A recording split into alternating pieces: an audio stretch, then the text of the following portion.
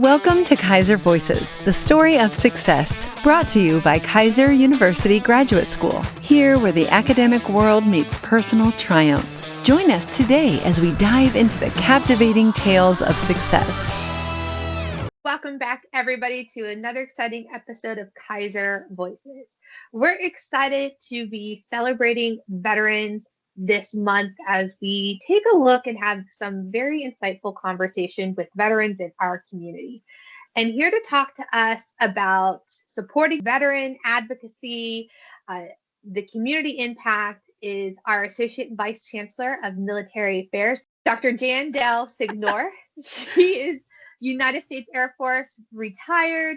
She's also spent a lot of time working with NAVPA, and we'll go over what that abbreviation is, serving as a president in the past, currently legislative director. But Dr. Del Signore, thank you so much for joining us. Oh, thank you for inviting me, Heather. And please just call me Dr. Jan. That's what everybody calls me. My last name can be a little tricky to say at times, as you can imagine. I appreciate that, Dr. Jan.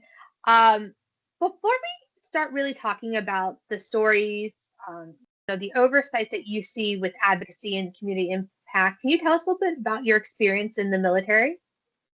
Oh, sure. So I did serve in the United States Air Force. I went in after high school. I served over 20 years. While serving in the Air Force, I did attend college and was able to use my active duty benefits of what they call tuition assistance to help pay for most of my education, all the way up to my master's degree. And then once I retired, I was able to use my GI Bill to help pay for my doctorate degree. So when I was in the middle of trying to transition from being in the military, and I knew at the time the reason I went to school, I knew my job, while I loved my job, it was not a transferable skill set to the civilian community. I used to maintain weapons on fighter aircraft, bomber aircraft. Not a lot of women out there in that career field, but like I said, I really enjoyed my job. The last couple of years while serving in the U.S. Air Force, I actually was teaching my job to the younger troops, and also serving in the capacity as a flight chief for my detachment, overseeing other military instructors. So when I was looking for a job, because that's what military people do, we are retiring, we're transitioning back to the civilian sector, we're looking for a job. I had actually interviewed at Keiser College at the time, while still on active duty for a teaching position, because I really liked to teach in the classroom. And the dean at the time who had interviewed me was a retired Army colonel. And he had called me back up and asked me if I would be interested in doing something else besides teaching. And I asked him what he had to offer. And he offered me an associate dean position. Well, being in the military, we have our own language. And sometimes it does not translate to the civilian sector. So I was not fully understanding exactly what that included as an associate dean. So he did explain what the job required. And basically, it was everything I had been doing for the past few years as a flight chief in the military. So I was able to bring that job skill and that experiences with me over to Keiser College at the time, now Keiser University. And he was a great resource for my own transition back to the civilian sector. I could go to him and ask him the dumbest questions. He was very supportive. But eventually, he moved on, and I eventually was promoted into his position. So then I became a dean of academic affairs and served in that capacity for the university for just under 10 years. And all of a sudden, 2009 happened, and the current GI Bill, post-11 GI Bill, went into effect. And Keiser University leadership approached me because they knew my background. And, they said, would you be interested? I said, absolutely, because I know what it's like to be in my fellow veterans' boots and have to go to school while active duty or transition back to the civilian sector and try to figure out how to use my GI Bill. So I was then transitioned over to my current position. I am the Associate Vice Chancellor of Military Affairs. I oversee anything to do with military-connected students, whether active duty, whether veterans, whether military family members. I oversee that for the institution. So one of the first things we did was we established a military committee to look at our own policies to make sure that they were inclusive and also fell into some of the new laws that were coming out that worked around this current GI Bill. So we actually established a lot of policies and procedures back in the early days. At the end of 2009, we went from having no military connected students to having over 400. And since then, our military community within the institution has grown to over 3,000 military connected students. The majority of our students are veterans. It is a great place for that transition because oftentimes veterans don't know what they want to be when they grow up. I'll be honest. That was me. I was in their shoes. We do have one of the other things we did to help transition was we do have a centralized team, which we call our military affairs team. They process all GI Bill beneficiaries. And it's a great resource that allows the campuses to really focus on the overall student need to make sure that the students don't have any needs and whatever we can do to help them during their transition.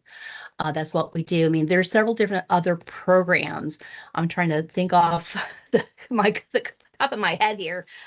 We offer so many different things to help our military connected students achieve their educational goals. Everything from our military website. We have a website designed for veterans, active duty, military family members. We are approved by the Florida State Approving Agency to administer GI Bill benefits. So we had our centralized team. We are an active participant of Yellow Ribbon. We also are an active participant of GEM, which is for the Community College of the Air Force that allows active duty Air Force personnel to enroll with us and complete their general education requirements for their CCF degree. We've also been very active with the Council of College and Military Educators, again, working with their active duty population. And like you mentioned, we are a member of NAPA, the National Association of Veterans Program Administrators, which oversees the entire country. So yes, I am a past president. I served in that role for over 5 years, especially during COVID. I'm currently still serving as the legislative director. Keiser University, we're also very active with the Florida Advisory Council for Military Education. That's Florida ACME. We have served on different boards throughout this state. FAVES is another one, the Florida Association of Veterans Education Specialists.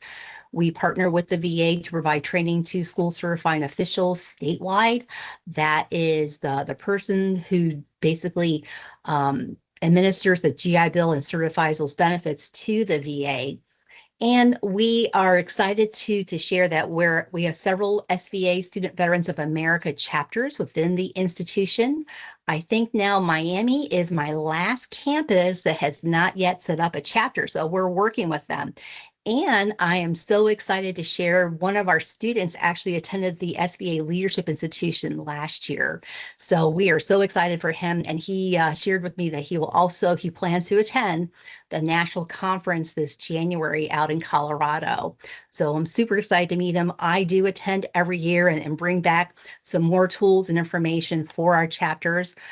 Depending on what campus locations, some chapters are more heavily involved in community activities than others, but they have done everything from veteran stand-ups to helping out veteran communities, local communities.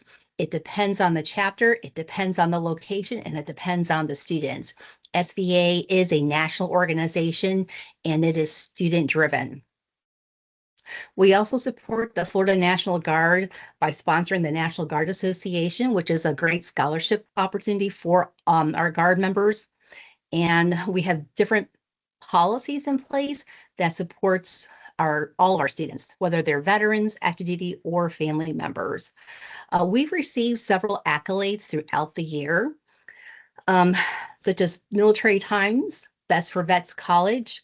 We've also received the Best Colleges for Veterans by U.S. News for several years, Mental Health Awareness for Vets on Campus program, and we've received the Cognito Award for having vets on campus. We are here to support our students to make sure they are successful in their transition and they graduate. We provide several different things, of course, besides SVA chapters. The SVA provides that esprit de corps, that community inclusion, that place for veterans can go and have conversations with other veterans. Sometimes we have a sense of humor, which may or may not be considered acceptable in the civilian sector. And no one better than another veteran can really appreciate our sense of humor at times. Let me see. I think I pretty much covered all of that. But one of the things about Keiser University I did want to share with you, Heather, and I'm sure you've seen this in your role as well, is our placement statistics for our student veteran military connected students. Right now, we have over 92% overall placement rate, with over 90% of those placed in their either in or a related field of study. And probably our top degrees for our military connected students, believe it or not, is technology.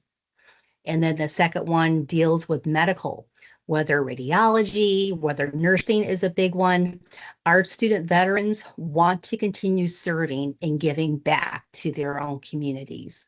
So Keiser University is a really great fit for our student veterans. I think oftentimes people forget student veterans are adult students, and we do that the best. So we are here to work with our students to make sure that they have the tools they need so they can be successful. And that was so much to unpack with all that information. and you're talking like you've had 3 jobs in your career, the military, and then here at Keiser, serving in a couple of different aspects of your role at Keiser. And I knew that the military affairs department came out of the GI Bill, but I didn't realize, like, to hear it out loud from somebody else, we're not talking far back in history. We're talking since the 2000s. This has been I want to say an unfortunate but fortunate need, because we say post 9/11, which was a tragedy. But in the same point, I think it kind of also brought advocacy to the table for this population that was not necessarily having it in the same regards, if you will. When we look at the importance of advocacy, I know you do a lot of advocacy work, and you mentioned what's going on, currently. Again, we're filming this in October. It's going to air. You guys are seeing this now in November. What other ways is the importance of advocacy? I mean, how can other individuals be involved with the advocacy when it comes to the rights for veterans, active duty, especially when we look at education? You mentioned quite a few boards of service, but are there other ways that, like, family members or even just military supporters can help out with that advocacy portion? Sure. So there's different organizations out there that do advocacy on behalf of student veterans or family members. For example, TAPS is one. Tragedy. I apologize. I don't remember everything that acronym stands for, but it's for family members who have lost an active duty member while serving, and they are the survivors. TAPS does a great job in advocating on behalf of the family members to make sure that they are receiving their full benefit. NAPA, I'm going to speak on behalf of NAPA because that's what I am most familiar with. Recently, our most current advocacy has been based on, believe it or not, debt, student debt. You wouldn't think, what are you talking about? Student debt? What is that? So the way the current GI Bill works, and over time, so the GI Bill came about after World War II. A little bit of history lesson there. But it has evolved and changed over the years. One of the better ones was for our Vietnam veterans. It was a really great GI Bill, but it was only open for a certain time frame and for that specific group of veterans. And since then, it has again changed and evolved to what we have today, the post-11 GI Bill, which is applicable to those service members who have served on or after 9/11. It's a great GI Bill. It offers a lot of benefit to that student. It covers what they're receiving while active duty. So it really allows them to be successful during their transition. But sometimes, Congress, they pass laws with the best intent. I will say that.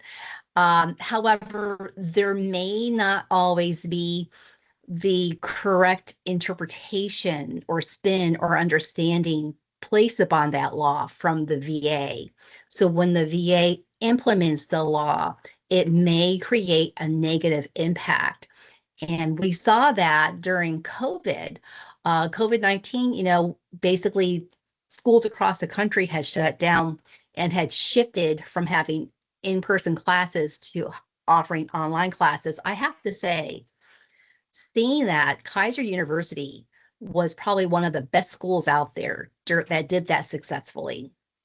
And that's because we have such a strong online program for our students.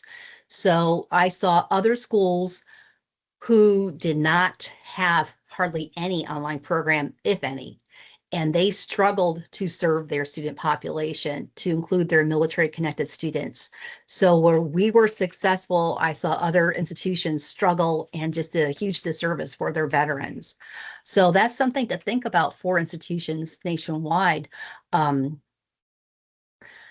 But for advocacy, we advocate on behalf of the student during that time frame to make sure that their benefits were not affected negatively by the pandemic.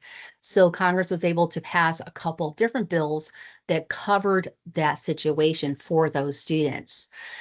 Currently, getting back to my current situation, the debt. So what happens when a student either changes their schedule sometimes, or perhaps they have to take a leave of absence to deal with whatever's going on, or perhaps they have to drop out of school altogether, they are responsible to pay back those monies received from the VA back to the VA, so their housing allowance. There has been known mistakes by the VA where they will give a student the incorrect approval to attend school with. For example, post-11 GI Bill, how that works is based on the time of service while you're still serving an active duty status.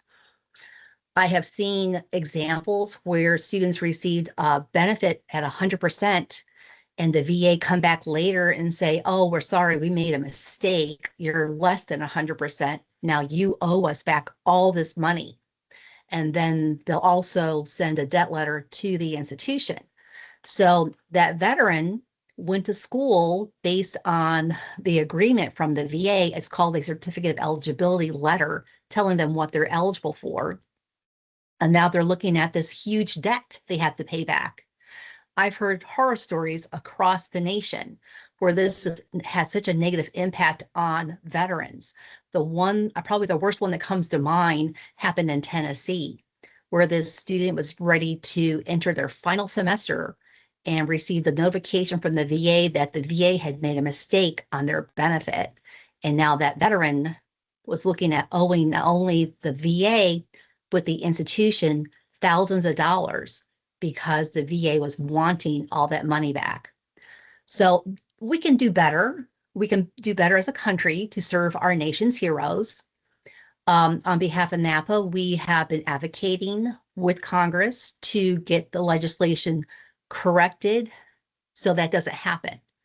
It's not fair to the veteran to make that decision to go to school based on a letter of approval from the VA, only to have the VA come back to that veteran afterwards and say that they made a mistake.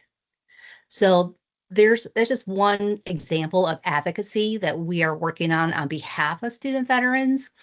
But as to your question, how else can people become more involved?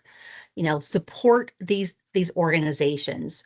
If another school is out there watching this, support your school certifying officials and your school administrators to attend these conferences on a national level and have their voices heard.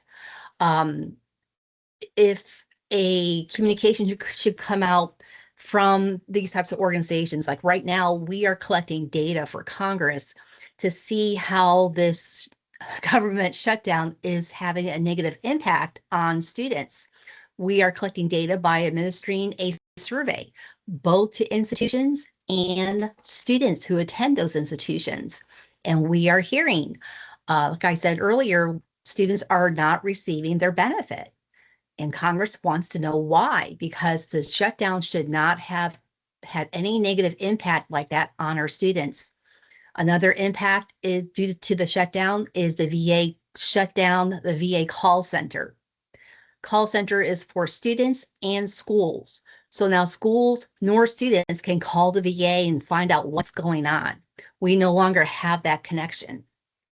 So these are just some of the examples, but definitely I would ask for the community to support organizations like NAPA, like TAPS, to advocate on behalf of student veterans. And they can also write or reach out to their congressmen, whether it's their state officials or those in DC. Correct. Yes. They can be sending letters to those individuals. Correct. Yes. That example I shared with you from Tennessee, that school and that veteran did reach out to their senator to make sure that the congresspersons are aware of these types of negative impacts so they can basically introduce new legislation to fix what's happening. Looking at our veterans and their stories of service. And we're going to have a few other guests on the podcast for November to share their stories. A student services director from the Fort Myers campus who talks about asking for help, as well as some students sharing their journeys and their involvement with Student Veterans of America. Why is it so important to share these stories to help raise awareness and strengthen the veteran community? That's a really great question. And thank you for asking that, Heather. So first of all, my first thought is sometimes out there is a negative stigma, a stereotype associated with veterans. Some people may automatically think a veteran has PTSD or they're constantly angry, and that's not necessarily true. Not all veterans have seen a wartime experience, but we do have many that have. And that's where Keiser University works very closely with our local vet centers. Vet centers are part of the VA, but they're not part of the VA. They were established back in, I know, right? What happens in Vegas stays in Vegas. They were established back in the 70s when our Vietnam veterans came home. And, the country was not welcoming. Let's be honest. We did a bad job bringing home those veterans. And those veterans wanted nothing to do with Uncle Sam, the government, nothing. So the VA did stand up the vet center to get those veterans serviced. They provide different types of services for qualifications. It's open. They're free. It's free services. Most veterans don't know that. It's open to combat theater veterans everywhere from World War II to the present global war on terrorism.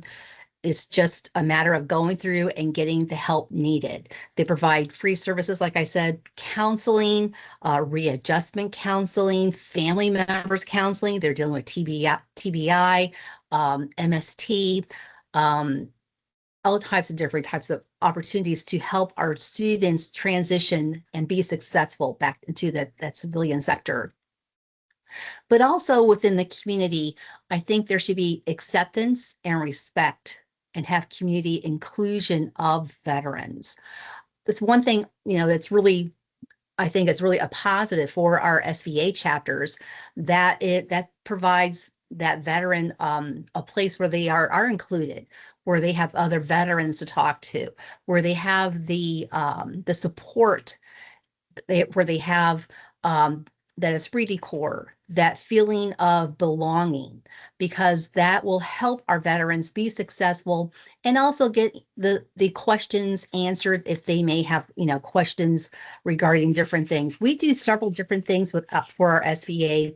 They're informal social meetings that serve as peer support groups. We offer benefit seminars and counseling in conjunction with other organizations that will come in and offer presentations to our SVA groups. We do publication of newsletters and brochures. We do local service projects and volunteer work. There's actually opportunities for pre-professional networking. It's just a really great peer support group altogether. And like I said, NACCON is coming up in January. So that will be a great time for those students who have not yet been involved with their local SVA chapter to get involved and attend that NACCON. And I do want to share one other thing, Heather, with the current shutdown, with students not receiving their benefits from the VA, we need to know that so we can help direct them to the right agency so they get help within Florida. We have our Florida Department of Veterans Affairs. We have local county veteran services that each campus location has access to. We have the Florida Veterans Support Hotline. We also have Florida Veterans Foundation, which can help, and Operation Homefront. So those are just some of the agencies here locally in Florida that can help with veterans so they are not facing homelessness or having to find a couch to sleep on, or God forbid, sleep in their car because they could not pay their rent this month. And we're going to make sure that all of those organizations that you referenced, they're going to be included in the comments below for everybody, in case you do need to tap into one of those or want to find out more information, which kind of leads me to my last question for you. We don't talk about it much on this podcast, but I'm also the Director of Student Services for our online division, our graduate school. I am the champion for our Student Veterans of America for online education, meaning I'm not the advisor because I'm not a veteran myself, but I am the sponsor for them to ensure that we have a chapter available for our veterans. What can individuals who serve in roles like myself or academics do to better support this community? Well, I think today is a great example because we need to educate folks who are not veterans, right? Mm-hmm. I don't know whether you ever thought about this, Heather. Oftentimes veterans have invisible disabilities or invisible baggage they're carrying. The number one disability amongst veterans, believe it or not, is hearing loss. So for those folks who are working with veterans, that's something to take into consideration. One thing that we have done, the Vet Center, believe it or not, offers training sessions for campuses. I have had them out to our campuses. They will train with our faculty, with our staff, how to work with veterans, be successful. I've also had panels of student veterans come and sit and basically just ask them some general questions so that they themselves are sharing their experiences with faculty. Usually we've done these during faculty meetings. So there's so much out there that we can do to help educate the educators on how to best serve our veterans. And I'm always a great resource. I have been out to so many campuses, I think all the campuses, conducting training, whether on academics, whether financial, whatever, how to work with students, some of the options out there for them that they may need to be successful while they're in school. Amazing. Thank you so much.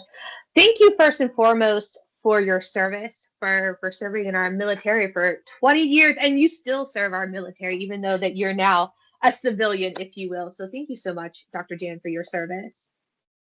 You're welcome. And thank you for having me on today. I hope that the information I shared is helpful for my fellow veterans and also for my peers at the university. So again, if anyone should have any questions about anything I've spoken about today, feel free to reach out to me directly. And we are going to take this opportunity as well to share below in the comments too Wreaths Across America. It's something that all of our SVA chapters participate in at all of our Keiser campuses here in Florida. And we have faculty members and students nationwide who participate in Wreaths Across America. And we ask kindly for your support. Come out and join us.